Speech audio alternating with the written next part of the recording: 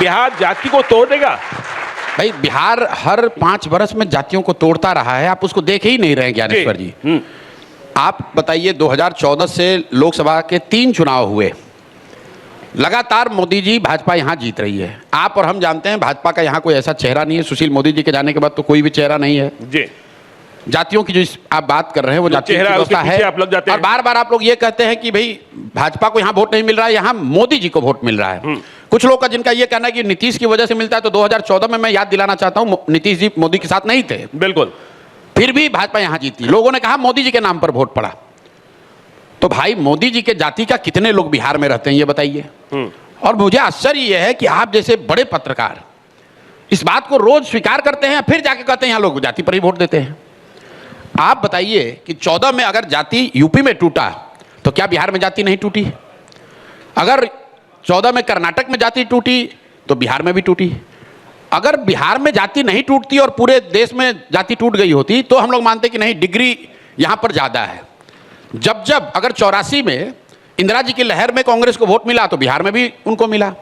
1989 में अगर बीपी सिंह को पूरे हिंदी हार्टलैंड में जनता दल को वोट मिला वो फोर्स भ्रष्टाचार के नाम पर, तो बिहार में भी जाति टूटी, लोगों ने बीपी सिंह को वोट दिया। 2014 में जब मोदी जी के नाम पर पूरे देश में कम से कम हिंदी हार्टलैंड में लोगों ने वोट दिया तो बिहार में भी लोगों ने मोदी के नाम पर वोट दिया। 2019 में अगर पुलवामा के नाम पर बीजेपी को बड़ी सफलता मिली तो बिहार में भी मिली। एक्सेप्शन कहाँ है? अगर एक्सेप्शन आप मुझे दिखा दीजिए कि नहीं पूरे देश में लोग जातियों से उठ गए, बिहार में नहीं उठे, तो मैं मान लूंगा कि डिग्री ऑफ कास्ट और its influence on politics is greater than other states. मेरे भाई खाम थियरी बिहार में थोड़ी ना बना है। क्षत्रिय, हरिजन, आदिवासी, मुस्लिम गुजरात की थियरी है। लिंगायत और वोक्कालिगा कर्नाटक में है। कुनबी मराठा महाराष्ट्र में है। कापू, खम्मा, रेड्डी आंध्र प्रदेश में है।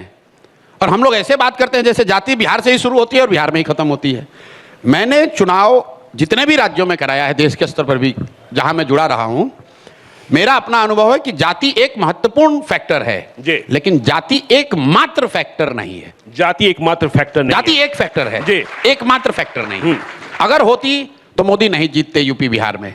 अगर होती तो गुजरात में खाम थियरी नहीं तोड़ी जाती।